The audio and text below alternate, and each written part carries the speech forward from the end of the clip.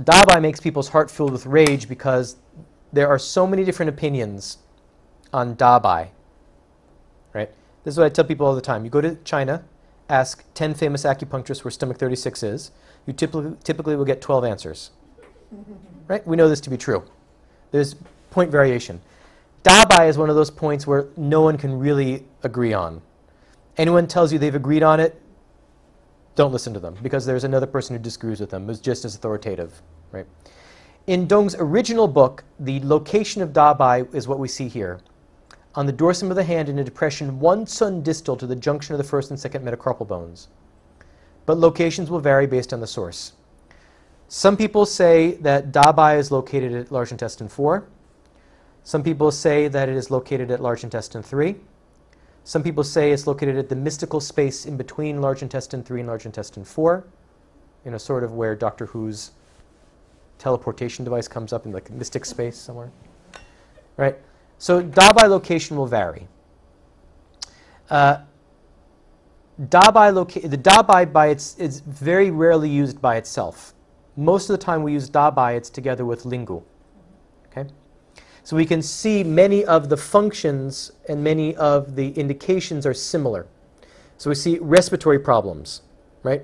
Asthma, emphysema. We see pain problems, low back pain, migraine, headache. We see exterior problems, high fever, right? You can also bleed the area for high fever if we see blood vessels. Bleed? We can. If we see blood vessels in that area of the hand, we can bleed it. If you don't see blood vessels, don't worry about it. But if you see blood vessels, we can bleed it.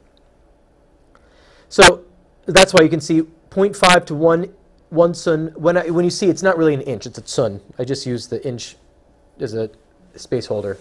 Or prick to bleed. All right? So we use this commonly as an auxiliary point to Lingu. Now, I'm going to suggest to you that this is where maybe the point location doesn't matter so much. Right? Why? Because if we remember way back, I'm not going to pull the slide up because I have to scroll back too far. This in and of itself is a little microsystem. Right? So let's say we want to use this to treat like abdominal problems. Right? Let's say we have digestive problems. Then maybe we can use Lingu, where we saw in the combination before. Lingu with large intestine 4, abdominal pain, painful menstruation. Why? Because if large intestine 3 is the head, and Lingu is all the way at the bottom of the body, large intestine 4 is like middle jowl. Oh, beautiful, right? I hereby liberate you. Large intestine 4 is wherever you say it is, based on your patient. Not based on where the textbook says. Huh? Okay? So if you want to focus on lower jowl, then maybe we can use Lingu and large intestine 4 together. Okay?